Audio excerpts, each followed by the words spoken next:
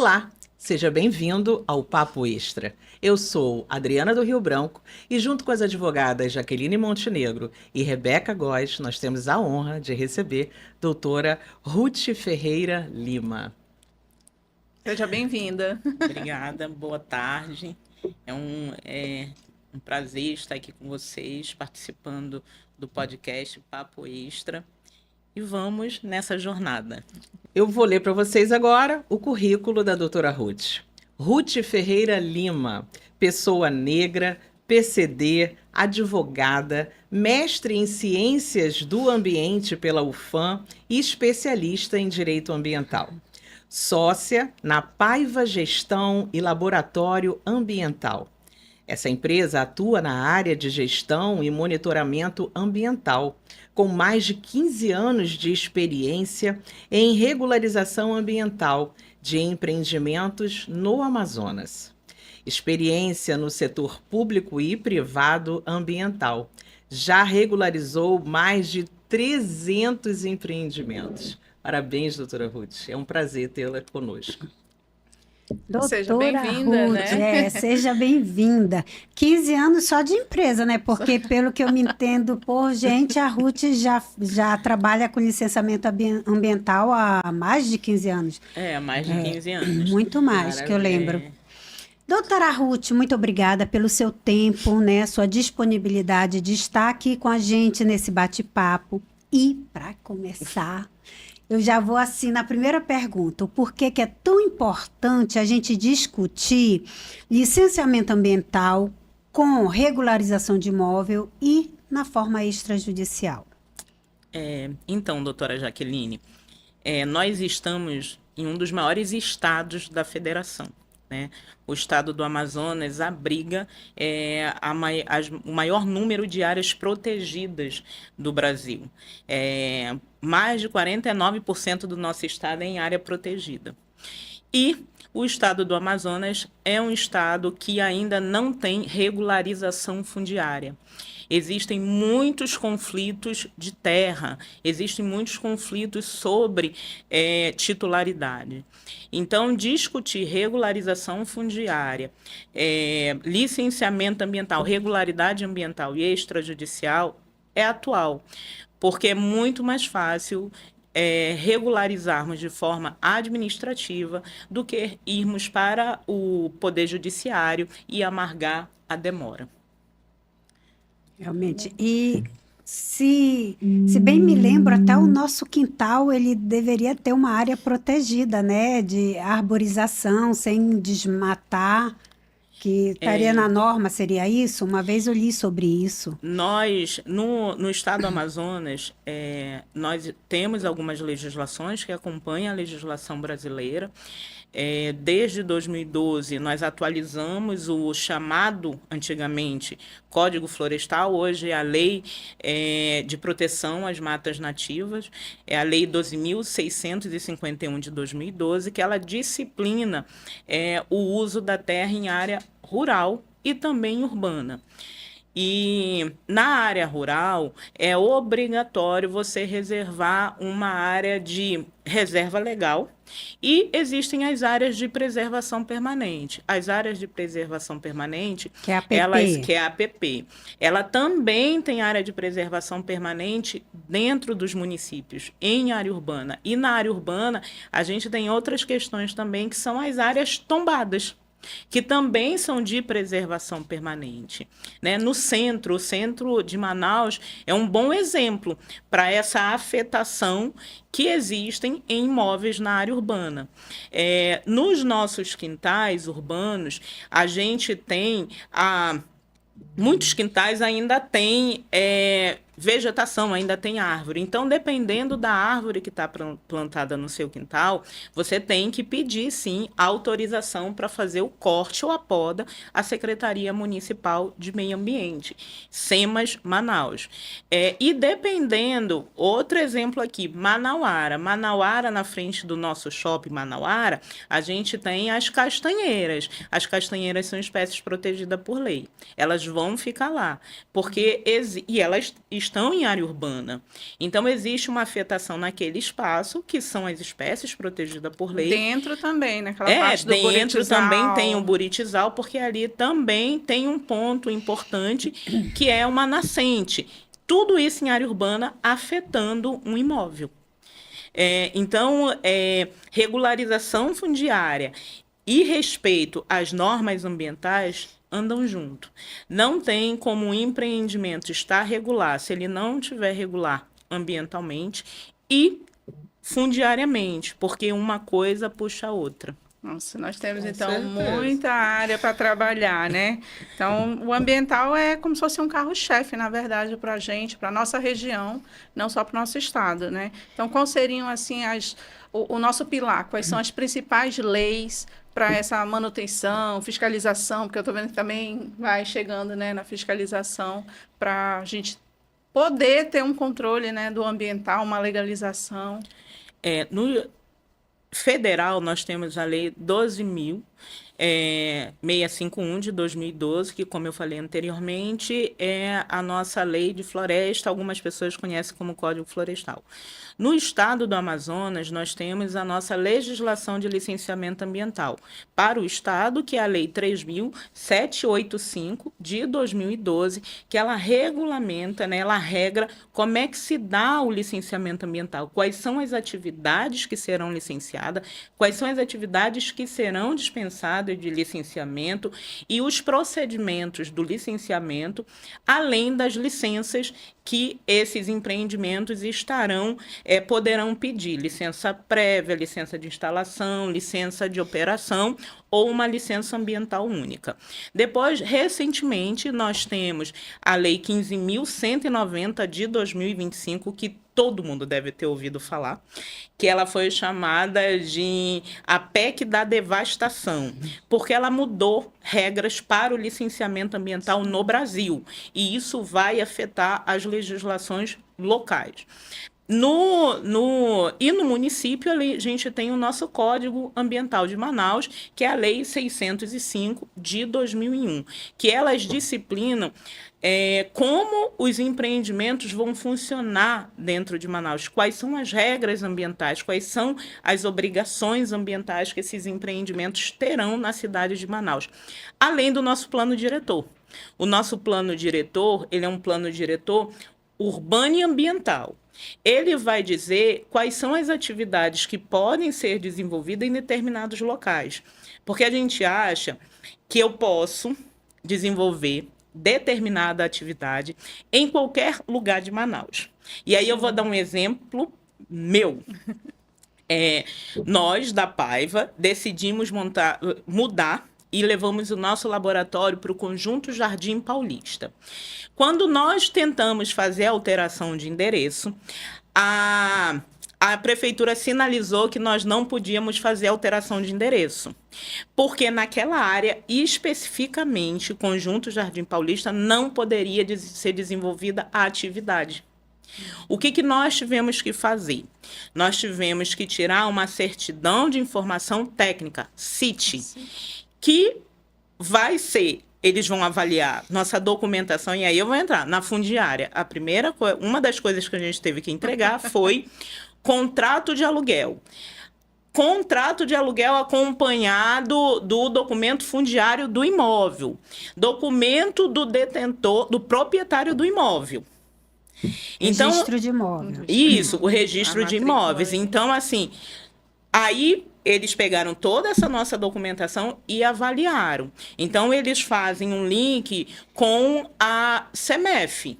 Será esse imóvel tá registrado aqui, tem IPTU, faz um link com o cartório. Essa matrícula é mesmo desse imóvel? Então, tudo se fala. Por fim, conseguimos tirar essa CIT e estamos funcionando lá no Conjunto Jardim Paulista. Por que eu não podia funcionar lá? Então, Era essa só é a localização? pergunta. tem a ver com trânsito. O meu empreendimento poderia impactar no trânsito.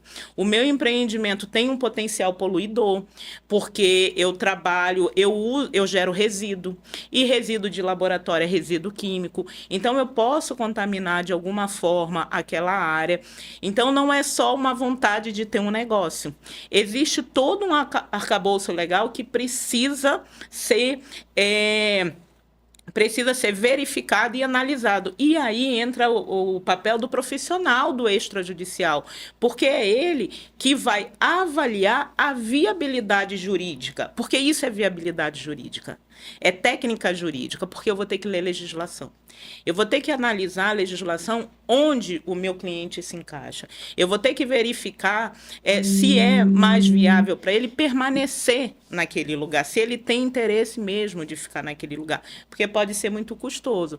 Porque a outorga, dependendo dessa CIT, ela é dada através de uma outorga, que pode ser onerosa ou não, pode ter um custo ou não para quem fez o pedido, né? No nosso caso, como o nosso empreendimento é um empreendimento pequeno, o local é pequeno, né? É menos de 700 metros quadrados, nós não tivemos que pagar, mas nós tivemos que compensar. Como? E procurar um local onde nós pudéssemos estacionar nossos carros que não fosse no meio da rua. Então, nós tivemos que alugar um estacionamento. Uau. Só para os nossos funcionários, porque a gente não recebe cliente. Nós só temos funcionários. Então, assim, tudo isso, o profissional do extrajudicial, o advogado que tem técnica jurídica, pode avaliar com o seu cliente se é viável para ele, se ele tem recurso para tramitar em todo esse processo.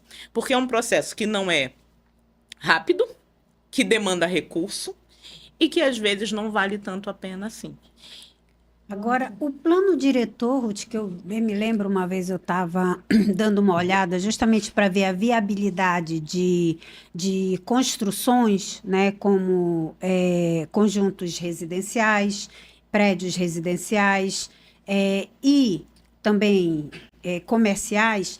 Eu vi que eles têm um anexo onde fala que determinadas áreas ou zonas não poderiam ter alguns empreendimentos comerciais, tipos de empreendimentos que estariam num anexo. Isso não está muito desatualizado, esse plano diretor, porque a gente está numa expansão absurda no nosso estado. Principalmente, olha ali, se você pensar aqui no Adrianópolis, Parque 10, não é mais lugar residencial, agora é tudo comercial. Aí você entra ali no Parque 10, onde tem o conjunto Castelo Branco, né? Castelo Branco. Que é praticamente chega ali no comercial, Adrianópolis, no conjunto Abilioneres, onde tem a panificadora Cíntia, tem o DB. Ali é totalmente comercial. O conjunto Morada do Sol. O conjunto Morada do Sol ali. Era residencial e é totalmente Totalmente agora comercial. Agora o Morada do Sol tem uma mistura de misto com que a gente chama de misto, que ele consegue atender tanto determinadas atividades comerciais como moradias. É óbvio que o plano está desatualizado, né? Porque normalmente a lei não acompanha a gente, né? Primeiro acontecem as modificações na sociedade e a lei vai lá para regular essas atividades, né? A gente vai se desenvolvendo e isso aconteceu com Manaus. Manaus começou a se desenvolver, Manaus começou também a ter menos espaços, né? E vou dar um exemplo aqui, o distrito existe uma demanda muito grande para imóveis no distrito, para empresas virem para o distrito e não se tem esses imóveis. Então, porque Manaus vem crescendo, e como a gente cresceu desordenadamente, as ocupações foram feitas desordenadamente. Então, o espaço não foi pensado em ocupação para que nós pudéssemos desenvolver atividades. Aqui vai ser um setor empresarial, apenas o distrito que foi pensado para a área industrial. Mas acredito que o plano diretor já esteja ultrapassado, porque o plano, a última revisão que ele teve, se não me engano, foi em 2014. Olha isso. Né? Se eu não me engano. E é muito tempo. né? Sim. Porque a gente já são mais de 10 anos. 12 anos. Né? E não E atualizaram tudo, né? É. E a cidade se desenvolve numa dinâmica muito diferente da legislação. Então, por isso que muitas das vezes cai nessa coisa da emissão da CIT, porque eles vão avaliar agora eles estão tendo que avaliar caso a caso. Isso não dá celeridade, porque se eu tiver que avaliar caso a caso, isso me deixa muito burocrático. Então, eu preciso sim atualizar minha legislação. É claro, pensando que Manaus é uma cidade que se desenvolveu, está desenvolvendo dentro de uma floresta. Né? E a gente não pode esquecer disso, porque esses impactos ambientais ficam para a gente, e tem ficado. A gente tem visto mudanças no clima, cada vez mais recorrente, cada vez mais acentuada. A chuva, Né? as alagações, Chuva, o rio que sobe alagação. demais, que seca demais. A UEA recentemente fez um estudo que o desenvolvimento da cidade de Manaus, a ocupação da cidade de Manaus, está interligada diretamente ao aumento do desmatamento também na cidade. Então, as ocupações, elas se entrelaçam com os problemas ambientais Sim. fortemente. E lembrando, né, que nosso programa no YouTube passa para todo o Brasil, para o mundo, né? Nós estamos especificamente, pessoal, falando aqui de Manaus, do Amazonas, porque a nossa entrevistada tem uma empresa aqui em Manaus, então ela está falando pelas particularidades de Manaus. Mas você aí na sua cidade, você já teve curiosidade em saber como é o seu plano diretor? Porque isso é uma questão que às vezes nós, sociedade, não nos importamos. E aí, no exemplo que a doutora Ruth falou, como levar uma empresa, transferir uma empresa de um endereço para outro, aí você vai saber o que é um plano diretor. E você, como sociedade, você pode sim procurar a prefeitura da sua cidade, né? Verificar qual foi a última vez que houve uma atualização no seu plano diretor da sua cidade. E isso também faz parte, né? Não só daqueles que atuam no direito extrajudicial, mas de cada um de vocês. E como vocês sabem, o programa é feito para a nossa sociedade. Eu tive a honra, doutora Ruth, de estudar com um grande e saudoso mestre, Samuel Benchimol. E o mestre Samuel, lá em 91, quando eu era estudante, ele dizia que, várias obras, né, monumentais sobre a Amazônia, ele dizia que Manaus não cresceu, Manaus inchou. Então, se ele falava isso, né, em 91, como nós estamos hoje em 2026, né?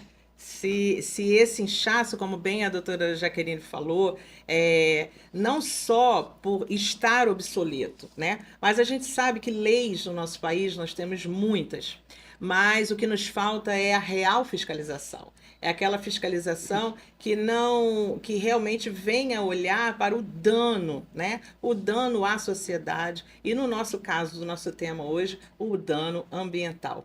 E aí eu pergunto para a senhora, muito falamos aqui sobre o nosso Código Florestal, né? Sobre a lei que rege o nosso Código Florestal. Falamos muito da capital, né? A capital do Amazonas, Manaus. Aí eu pergunto para a senhora, e para regularizar um imóvel numa área rural, como que se procede com tanta burocracia? No interior, os desafios são maiores. Quem não conhece o estado do Amazonas não sabe que um dos maiores desafios de se regularizar empreendimentos no interior é as nossas distâncias geográficas, né? Nós temos poucos modais em que a gente consegue interligar a região metropolitana dos municípios do interior. Então, a legislação, a Lei 12.651, ela estabeleceu que os imóveis rurais, eles vão ser tratados, a regularização deles passa por o cadastro ambiental rural. Só que o cadastro ambiental rural é uma regularização ambiental. Ele não é uma regularização fundiária. Né? E muitas pessoas têm dúvidas sobre isso. O CAR não é regularização fundiária. É fundamental, mas não é Mas não é a regularização fundiária. Eu, Ruth, posso ter a posse do imóvel e o CAR ele é autodeclaratório. Né? Então, eu, Ruth, posso ter a posse do imóvel e posso regularizar esse imóvel junto ao CAR. Eu posso declarar o tamanho dele, qual é a área de reserva legal, se tem APP ou não, e vou dar essas informações. Essas informações, ela é igual uma declaração de imposto de renda, ela vai ser homologada, né? Então, se eu não fizer o CAR, eu vou ter implicações, porque se eu estou em posse daquele imóvel, eu sou responsável por aquele imóvel, tanto que IPTU é isso, não precisa ser proprietário, você precisa ser apenas qualquer pessoa que tenha detenção ou posse ou cuidado daquele imóvel, ele é o responsável por pagar os impostos. A mesma coisa o CAR, eu tenho que declarar. E aí eu declaro no CAR até se aquele imóvel tem algum passivo ambiental. E aí entra o extrajudicial, sabe por quê? Porque assim, se eu não fizer o CAR, eu não vou poder vender esse imóvel. Vocês devem trabalhar continuamente com isso. Quando regularizam o imóvel rural, eles perguntam, e o CAR? Vocês têm a comprovação do CAR? Né? A primeira coisa. A outra coisa é, se você fez o CAR e não informou o passivo, emitiu o passivo ambiental, você sequer pode regularizar ambientalmente esse imóvel. Porque quando você informa que aquele imóvel tem um passivo ambiental, quais os passivos ambientais? Desmatamento. Ter utilizado 100% do teu imóvel, porque na região amazônica você não pode utilizar 100% do teu imóvel. Então, você tem que ter a área de reserva legal. Se você desmatou a tua reserva legal, esses são os passivos ambientais do teu imóvel. Se você não informar, quem está te assessorando vai ficar vendido. Porque para ele, não, ele tem o CAR. Porque o CAR é autodeclaratório. Tu vai declarar que teu imóvel tem um passivo ambiental? Agora deixa eu te perguntar, Ruth. O CAR, ele é autodeclaratório, mas aí ele serve só como uma simples emissão de uma declaração ou ele tem algum efeito jurídico posterior? Ele vai ter efeito jurídico, por quê? Porque ele pode impactar em venda, como ele passou a ser um objeto de aferição, porque o impacto ambiental, ele é um passivo para o imóvel. Imóvel que tem, e aí você vai transmitir esse passivo. Se você não fez o CAR, você não está regular ambientalmente, e quem adquirir esse imóvel está adquirindo um imóvel irregular ambientalmente. Se ele tinha um passivo e tu não declarou no CAR, esse imóvel tem um passivo não declarado que você também vai transmitir para o adquirente. E isso nem vai acontecer, porque o cartório vai te pedir o CAR. Então, esse é o empecilho jurídico do CAR, que o CAR causa, né? Para quem tem um imóvel, não fazer a sua declaração, não se cadastrar. Então, se você tiver um passivo no teu terreno, ali no teu imóvel rural, com certeza ele não vai ser homologado. Acho que a gente tinha que fazer um caso prático, né? Um terreno que utilizou 100%. Assim, eu tenho um terreno que eu utilizei 100% da minha área. Eu não resguardei a área de reserva legal. Quando eu declarei no meu CAR, eu não declarei esse passivo ambiental. Que eu já tinha utilizado tudo que eu já tinha ali, utilizado. Se eu não declarei, eu não posso me regularizar ambientalmente, porque a legislação, ela prevê o Programa de Recuperação Ambiental, que é o PRA. Então, eu tenho que me regularizar. É uma compensação que você vai fazer. Eu vou ter que regularizar. Eu posso compensar num determinado... Eu não tenho mais área, eu não quero recuperar aquela área, eu posso ir em outra área compensar, desde que seja no mesmo bioma, né, com as mesmas características. É claro que a lei é mais abrangente, ela define qual é o tamanho do imóvel. Imóveis abaixo de tantos hectares não precisam fazer essa compensação. Imóveis anteriores à Constituição, então, a Lei 9.605, né, ela faz toda uma gradação, né, de quem está sujeito ou não está sujeito. Por isso que a gente precisa de um profissional com com pelo menos mínimo de graduação em conhecimento, direito. né? Não, e também com conhecimento, porque Conhecimento, assim, o engenheiro florestal, nós temos diversos parceiros aqui que a Sim. gente trabalha, arquiteto, engenheiro florestal, um mínimo de conhecimento, porque essas graduações, eles têm esse estudo Sim. ambiental. Então, se o empresário ou o proprietário de grandes áreas, porque hoje o que está acontecendo? Estão se procurando grandes hectares, áreas Sim. com hectares para fazer o quê? Crédito de carbono. E muitas vezes a pessoa não sabe nem para onde vai. E aí o povo, com aquela intenção, olha, eu vou fazer dinheiro aqui com isso, que eu vou vender crédito de carbono aí para os americanos, para os alemães, para os holandeses, e não tem como regularizar aquele imóvel. Quantos imóveis já chegou aqui na nossa mão, com diversos hectares, e eles não sabem o que fazer, porque quem orientou não sabia como orientar, não conseguiu tirar nem o carro, nem fazer a declaração. Porque quando a gente pega um trabalho, a primeira coisa que a gente tem que fazer é um diagnóstico. Rodar um diagnóstico nessa nossa atividade que a gente está querendo desenvolver. Então, a primeira coisa, eu vou analisar a documentação, né? Analisar a documentação em conjunto com a legislação. Due diligência. Due diligência. Então, e esse é o papel do extrajudicial, né? Então, eu vou analisar, contextualizar aquela realidade com o que a legislação impõe. Se casa, não. Está faltando o que para casar? Então, vamos elencar o que a gente precisa acertar. Quais são os profissionais que eu vou precisar para me ajudar nisso?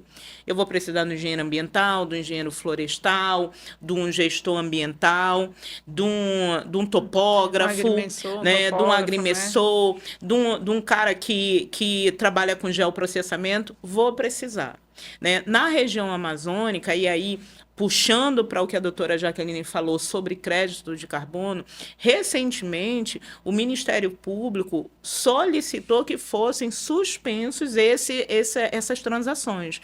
Porque, como eu falei lá no início, um dos grandes problemas que a gente tem aqui na nossa região é lastro fundiário de imóvel. Né? A gente aqui montou, o nosso estado foi, não só o nosso estado, o Brasil em geral, ele foi feito à base de grilagem. São grandes proprietários, são grandes áreas, grandes latifúndios, né? Latifúndio já é grande, latifúndio, que não estão regulares. Né? Que ninguém tem a cadeia dominial. Quem foi o primeiro só se sabe o último. A cadeia começa no último. Né? A gente não tem essa história daquele imóvel, como é que ele foi passado. Outra coisa, a gente tem grandes áreas aqui, e aí fomenta a grilagem, fomenta a ocupação irregular, que elas não foram sequer arrecadadas pelo poder público. Então, são áreas que não têm destinação, que ninguém sabe de quem é, que estão sobrepostas, muito provável a unidades de conservação, a áreas protegidas, porque antes da gente ter o SNUC, que é o Sistema Nacional de Unidade de Conservação, as unidades de conservação na região norte eram escolhidas a dedo. Apontou, tem que proteger esse recurso e a gente vai transformar, vai afetar essa área como área protegida. Mas não se tinha documento, tinha gente morando lá. Eu vou dar um exemplo para vocês. Tinha uma unidade de conservação muito próxima a Manaus, e ela foi criado um parque. E o parque, a legislação diz que ele não pode haver ocupação humana, que ele é para pesquisa e para turismo. Então, não pode ter gente lá morando. E aí, quando foi se fazer um documento que a gente chama plano de gestão, que é um plano que vai dizer como vai funcionar aquele local, as populações de lá pediram que se desafetasse parte do parque e transformasse numa reserva de desenvolvimento sustentável. Por quê? Porque numa reserva de desenvolvimento sustentável, ela é uma área protegida que pode compatibilizar a ocupação humana, né? E uma atividade que seja sustentável. Então, e essa unidade foi criada sem ninguém ter ido lá para saber se haviam pessoas lá, como tantas outras são criadas. Né? Ou então se vem de área onde tem ocupação de povos indígenas, povos originários. Como é que tem povos originários e vocês venderam esses imóveis? E aí está instalado o conflito. Porque supostamente eu comprei de boa fé. Mas nós temos esse problema também de sobreposição de área, tanto no rural quanto é uma coisa impressionante, né? Também no urbano a gente Sim, tem muito muito. isso, né? Sim. Muito essas Mas situações. assim, ambiental é muito lindo, muito amplo. Eu acho que é até um carro forte para a gente aqui, por causa da nossa região, mas eu acho que a gente merece o café da doutora Jaqueline, que ela faz aqui. E é o momento que a doutora Adriana fala dos nossos patrocinadores, Sim. fala do nosso papo extra. É isso, chegou aquela hora, né, pessoal, que a gente adora aqui, mas vocês, infelizmente, não vão sentir o cheirinho que a gente sente aqui. E nós gostaríamos de agradecer esse ano maravilhoso de 2026, né, os nossos patrocinadores. Gostaria de agradecer à empresa Regularize.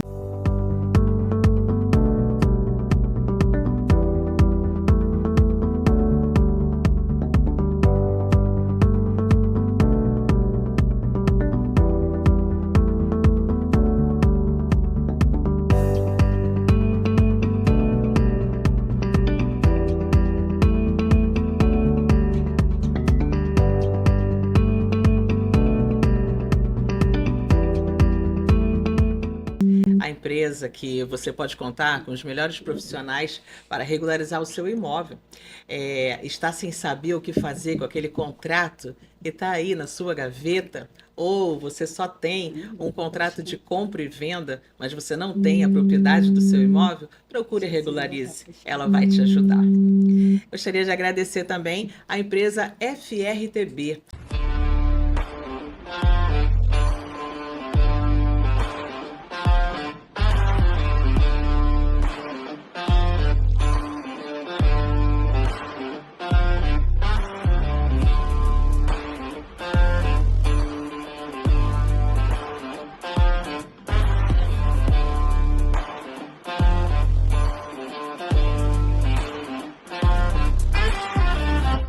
A nossa empresa de consultoria ambiental, hoje o tema está todo voltado, né, para os ambientalistas, né, de plantão, por estar conosco em mais um ano.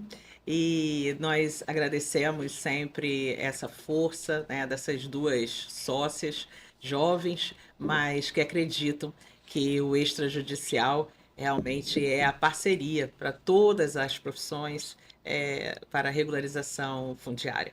Agradecemos também o Instituto IBDESP, o instituto que tanto nos orgulha, que tem como premissa trazer a educação do direito extrajudicial aos alunos e à sociedade. Muito obrigada a todos os nossos patrocinadores. E vamos de cafezinho, né? Agora sim. Ó, Vamos lá. café aqui coado na hora, entendeu? Sim. Mais perto da Vê aqui doutora. o da Primeiro nossa aqui pra- convidada. Que não é fraco não, minha filha. Quer que bote mais? Não, tá bom.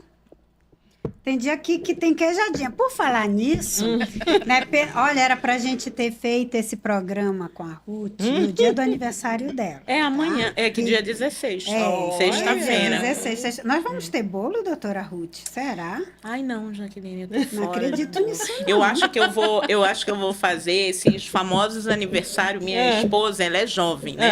Então ela me explica algumas coisas. Aniversário por adesão. Como Ah, foi? O que é aniversário? Me explica. Me explica o que é É aniversário. a geração Enzo, né? A geração Enzo. Não, aniversário por adesão Aí é todo você mundo- aniversariante, mas cada um vai pagar o seu. No restaurante, numa pizzaria, E- um rodízio. É aniversário por adesão, casamento, tudo vai ser por Por adesão. adesão. Aí Viva a adesão. Quer mais aí, amiga? Aí eu falei assim, não, pra mim não Tá dá, bom, aniversário por adesão. E eu Você quero quer mais um pouquinho de adoçante? água. Aqui. E eu já fiquei triste. Por quê? Joguei na Mega Sena Ah. da virada, Sim. já pensando em meu aniversário. Eu Sim. já tinha os artistas convidados. Já tinha a minha lista. Olha Aí eu isso. falei assim, Stephanie, eu vou fazer Só na os Arena famosos. Amazônia. Aí a Stephanie falou assim, Ruth, se sou você, cobrava esse ingresso. Porque essa tua Lista de artista tá muito legal, tem de tudo. Botava pra Cobra vender. esse ingresso. Aham. Aí eu falei assim, não, amada, vai poder entrar todo mundo. Aniversário Todo é mundo, meu. o aniversário é meu.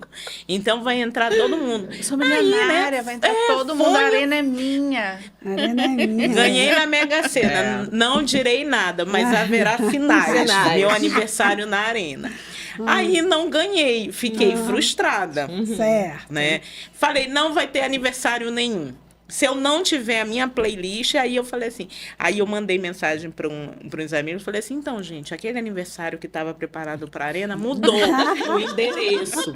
Ele vai ser na Tito Bittencourt mesmo, no meu quintal. Por adesão. Então, os Embaixo artistas... do Os abacateiro. artistas estarão, mas numa playlist.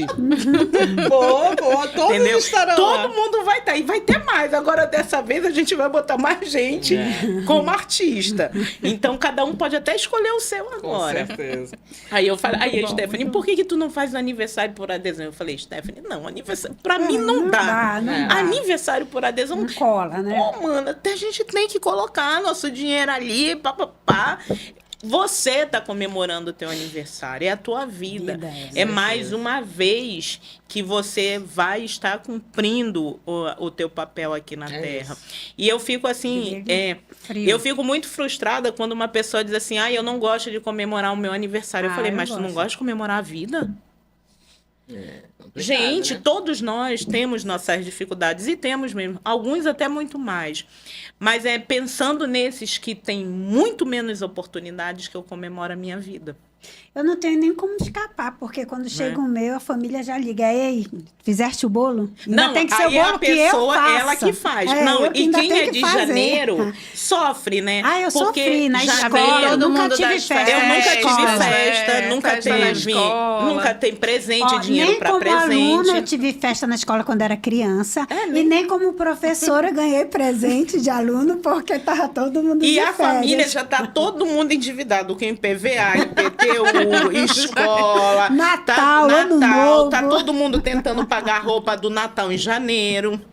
Então ninguém tem mais nada para te dar, né? A não ser um abraço. A gente tem que comemorar, né? sempre. Tem que comemorar. Doutora Ruth, falando em comemoração, nós estamos sempre aqui no programa, por certo, falando do direito extrajudicial, mas é intuito, princípio, né, de qualquer programa, ainda mais a gente indo para todo mundo, né? A gente falar um pouquinho de vida, né? Sim. E lendo aqui o seu currículo, né, quando a senhora fala sobre ser PCD, né, uma mestra em ambiental, pessoal. Vocês que são alunos, você vai fazer o seu bacharelado, depois você vai fazer uma pós-graduação, né, e depois você vai fazer o teu mestrado. Então, é estudar bastante, né, para ter um título, né, super importante e que faz da senhora, com certeza, uma exímio profissional.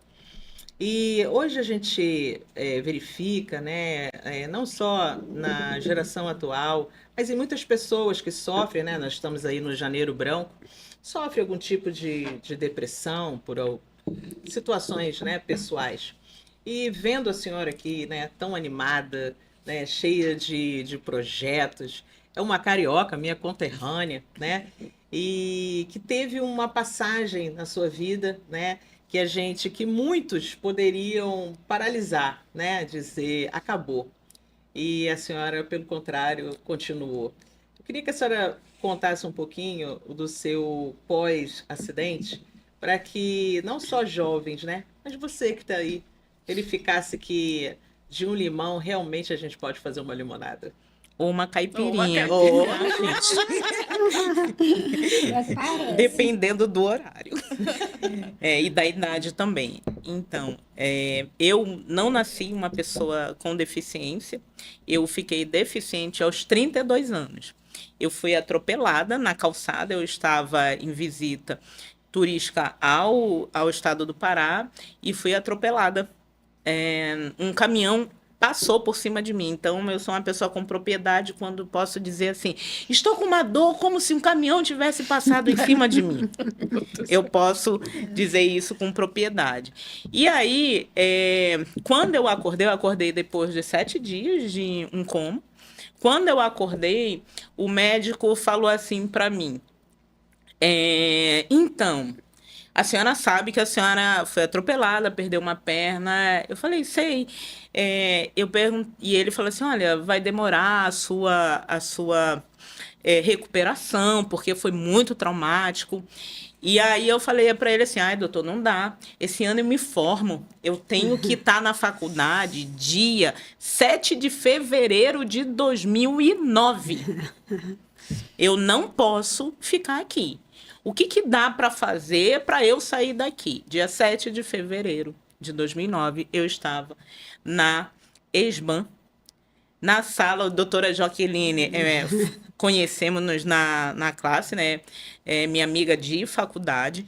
E aí, dia 7, eu estava lá. Porque eu tinha um alvo, e eu tinha que acertar aquele alvo, porque eu vim de uma família pobre do Rio de Janeiro, vim para o Amazonas, tive todas as oportunidades aqui no Amazonas, graças a Deus, e Deus colocou na minha vida pessoas como a Jaqueline. Eu vou contar aqui uma curiosidade que quase ninguém sabe, mas eu falo para todo mundo. Eu morava no Nova Cidade, a Jaqueline sempre morou aqui na região sul de Manaus, né? Centro-Sul. Sempre foi garota Centro-Sul, tá? E aí, a Jaqueline, ela saía daqui, ia me buscar no Nova Cidade, para eu ir para nossa faculdade que ficava aqui, na região Centro-Sul. Depois, ela ia me deixar lá. Tudo para que ela não desistisse. Para que eu não desistisse. A Jaqueline, por muito... Não, foi a Jaqueline, foram tantas outras pessoas, né? Eu tive uma rede de apoio muito grande. Eu tive uma amiga também, a Fabiana. A Fabiana fazia compras para mim, porque essa época eu era cargo comissionado e eu fui... Exonerada, é óbvio. Né? Então eu fui exonerada, a Fabiana fazia minhas compras como se ela fizesse para casa dela. Eu imagino ela fazendo com 2 carrinhos, um para casa dela, um para mim, é tudo igual. De tanto que era cuidadoso as coisas que ela levava para mim. Então tinha minhas outras amigas, Kátia, Cissa, eu tive uma rede de apoio muito grande. E porque eu sou carioca e não quis voltar para o Rio de Janeiro. Né? E eu tive... Jaraqui, né? Jaraqui. Vamos dar o nome de Jaraqui. E essencialmente eu tive uma mãe que faleceu em 2022 que nunca me deixou desfalecer. Nunca. Ela chegou para mim e falou assim, eu vou levar você para o Rio de Janeiro. E eu falei para ela, não, eu não vou para o Rio de Janeiro, eu moro em Manaus, a minha vida é em Manaus. Ela falou assim, então você tem que aprender a viver numa perna só. Mas lembre-se, você perdeu uma perna. Você ainda tem o corpo todo, você só perdeu uma perna. A partir de hoje, eu não lavo para você, eu não cozinho para você, eu não faço mais nada para você. Menina, me vejo nisso. Por quê? Porque você vai morar sozinha. Então, você precisa ter autonomia. E a outra coisa, chegaram com ela numa cadeira de roda, que chegaram para mim doar uma cadeira de roda. Ela agradeceu as pessoas, mas falou assim, não, a Rutinha, ela vai andar de pé. Uma pessoa como ela tem que andar de pé. Ela não pode estar sentada. Ela tem que estar de pé, porque de pé ela vai andar entre gigantes.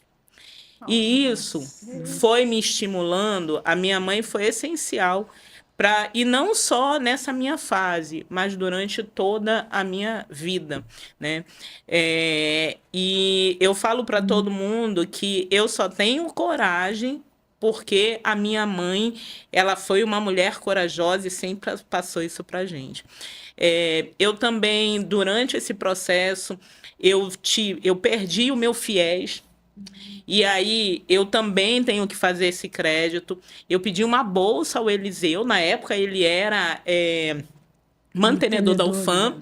Da SBAN. E eu cheguei lá, falei com ele, ele olhou para mim e falou assim, eu vou te dar uma bolsa. Escreveu no papel. Bolsa 100% para aluno até o final do curso. Então, eu só posso comemorar minha vida. Com certeza. Porque não teve ninguém no meu caminho que colocasse a perna para eu cair. Né? Todo mundo todo mundo suportou, me ajudou a passar por isso. Ninguém te deu uma rasteira, né, amiga? Ninguém me deu uma rasteira, até porque não tinha outra perna. Então, eu sempre escapo das rasteiras da vida. Porque, e todas a as quinta vezes, série que não sai da...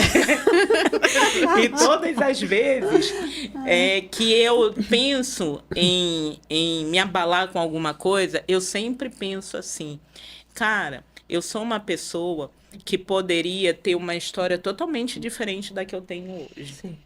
Né? Eu me sustento no meu trabalho, eu tenho um teto, eu tenho um carro. Então, muita gente não tem. Muita gente sequer sabe o que vai comer hoje. E eu posso escolher o que eu vou comer. Então, eu só posso ser grata pela minha vida. Porque se assim não fosse, eu não merecia o que Deus me deu no dia 29 de dezembro de 2008, que foi resgatar a minha vida. Né? É de luta? É. Mas eu sou advogada, olha só que interessante, né? Eu sou uma pessoa PCD, advogada, perturbo todo mundo. Porque eu jogo direito na cara de todo mundo. E tem gente que não tem essa possibilidade de se defender, né? Porque apesar de eu estar numa condição vulnerável, eu tenho ferramentas para me defender. Sim. Eu conto com uma rede de apoio de advogadas, minhas advogadas, para me defender. Então, isso é muito importante. Eu não posso ficar reclamando da vida. E aí, eu sempre falo para as pessoas, aproveite as pequenas vitórias. Isso. A gente acha que a nossa vida só vai mudar se a gente ganhar na Mega Sena. A gente só acha que a nossa vida vai mudar se eu tiver o carro que a Jaqueline tem. Ah, mas não vai mudar Eu mesmo, só então. vou ter a vida se eu morar onde você mora. Não! A vida é feita de pequenas vitórias. Maravilha. Uma delas é estar vivo. Maravilha. Realmente. Coisa Né? linda, doutora Ruth. E eu vejo assim, as pessoas, o problema de hoje, a geração de hoje, ela se preocupa em dar desculpas para que as coisas aconteçam, né? Não é de ir batalhar, de ir buscar, de pensar eu posso, eu faço e eu consigo. Não, é de dar desculpas. Então, a gente não pode hoje estar apenas se dando desculpas. Ah, eu não fiz isso porque eu tenho uma desculpa disso. Eu não vou para a escola, eu não vou fazer uma faculdade porque eu tenho um filho pequeno. Aqui a Ruth viu. Eu engravidei no primeiro período, né? Meu segundo filho, tinha vezes que eu levava para a escola. Então, assim, hoje as pessoas aprenderam a dar desculpas. E isso, desculpa, não faz a gente ir para canto nenhum. Desculpas faz com que a gente fique sentada no lugar, num estado confortável. Enquanto a gente não sair desse conforto, a gente não vai dar o primeiro passo. Então, a gente precisa... Eu acho que a Ruth também esqueceu assim, de falar, acho que de um ponto principal, que é o conhecimento que ela tem aqui para trazer para a gente, que é realmente um assunto muito, muito, muito importante, muito interessante, que é o que chama muita atenção para a nossa região, então que acaba se destacando. Então, tenho que falar isso para você, que essa aí também é um grande... um grande diferencial seu, né? É ter essa dádiva da vida, soube aproveitar, em nenhum momento desfaleceu, desistiu, ai, não quero mais, isso é muito difícil. Não, e tá aí. É uma pessoa que chamou grande atenção, né, no congresso que nós fizemos, que você participou. Ela fez o painel com o Dr. Leonardo foi Nunes, um painel foi brilhante, né? Um assunto assim que chamou a atenção de todo mundo, porque muito se fala da Amazônia, mas pouco se fala do conhecimento que a gente precisa ter aqui e que você tem. Inclusive, a gente vai fazer um segundo podcast. Não vai dar tempo não, isso aqui. Eu acho, e eu tenho certeza disso, existe um escritor, um economista chamado Amartya Sen. Ele ganhou o prêmio Nobel alguns anos atrás, acho que há uns 20 anos atrás. E ele tem um livro que se chama Conhecimento como Liberdade. E o conhecimento liberta. O conhecimento, ele te dá opções de estar aqui, de estar acolá, de você ser uma pessoa com deficiência e ainda assim ser ouvida. A gente tem aquele astrofísico que ninguém conseguiu refutar a teoria dele. Sim. E ele sequer pode andar e falar. Ele faleceu, mas ele sequer podia falar, se expressar, né? Ele se expressava com um alto-falante. Então, assim, o conhecimento faz toda a diferença na vida de uma pessoa. Eu só pude estar onde eu estou através da educação. Não existe outro caminho. Só que a educação não é só aquela que a gente vai sentar no banco de universidade e vão te dar. Aquilo ali é o aperitivo. Aquilo ali é o despertar para você ler, para você buscar outros conhecimentos, né? A universidade ela é um ambiente de divulgação da informação, da ciência.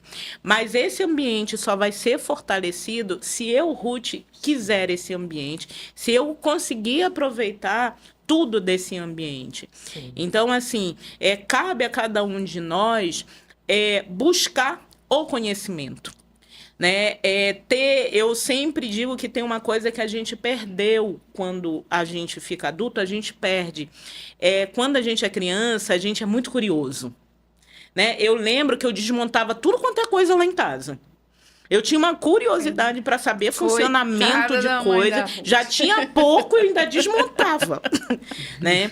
E a gente perde isso quando fica adulto. A gente deixa de ser curioso. E a curiosidade que move o mundo, né? A curiosidade atrelada com a busca do conhecimento. E eu falo para todo mundo, me diga uma grande invenção deste século. Telefone já inventaram. Alexandre Gambrel inventou. Não, mas isso é melhoramento. Isso é melhoramento, aprimoramento. Todos eles aprimoraram o que a geração lá de trás, os grandes pensadores, fizeram. Então, por quê? Porque eles se debruçavam no conhecimento. E hoje a gente tem muito mais possibilidades, só que essa muita possibilidade deixou a gente preguiçoso. É isso aí. É isso. A gente tem tanta informação, eu posso ler um livro que está numa biblioteca em Paris da minha casa. Eu não preciso ir em Paris para conhecer nada. Eu posso fazer isso da minha casa. Hoje você visita o mundo todo com o Google, né? Sim, você caminha nas ruas. Eu posso ver se alguém está entrando na minha casa com o Google. Com certeza. Da onde você estiver, né? Então, assim, a gente tem muita informação, mas a gente não perdeu a habilidade de refinar, de procurar, de ler. Né? A gente não tem grandes leitores. Semana passada, um jornal local estava fazendo esse levantamento do número de pessoas que leem um livro, de até número de pessoas que leram. Tá difícil agora, né? E assim, só que eu não quero ler livro de folhear. Você tem o Kindle. Que você pode ler. Então, assim, o conhecimento ficou tão acessível que meio que a gente tem medo de todo esse conhecimento. Sim. Só que o que difere uma pessoa da outra é o conhecimento que ela tem. E não é só o conhecimento acadêmico, é o conhecimento também, o tradicional. Quantas melhorias são feitas nas comunidades? Sim. Quanto da população indígena tem de tecnologia? E que a gente nem sabe que essas pessoas têm essa tecnologia. Tipiti! Aquilo é alta tecnologia, gente. Aquilo é alta tecnologia. Agora vai ter que explicar o que é o GPT. Eu acho que a Jaque tem razão. Vamos ter que fazer outro podcast, porque o assunto é muito amplo, muito extenso. Explique o que é GPT. Temos muitas coisas. Temos as coisas regionais que a gente também tem que falar, mas brinca, assim, falou do jaraqui, tem que falar, tem que explicar o GPT. Olha, Ruth já sabe. É uma cestaria que serve para espremer a massa da mandioca, tirar o tucupi, separando a massa. Vem parte 2 aí. Vem parte 2, vem parte 2. Vem parte 2 aí, vamos aguardar. Doutora Ruth, nós estamos imensamente agradecidas pela sua participação aqui conosco. O seu saber jurídico, ele é incrível, mas o seu saber humano é excepcional.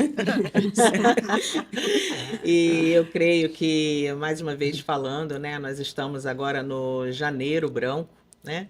E assistir e ouvir a senhora falando sobre o querer viver, o querer fazer, ser diferente para galgar o seu próprio espaço, né? Como a sua sábia mãe disse, ficar de pé, né? Sim. Então eu convido a todos vocês, vamos ficar de pé, vamos buscar algo melhor para as nossas vidas, porque tem que começar com a gente. O Papo Extra termina agradecendo a participação de cada um de vocês. Até mais.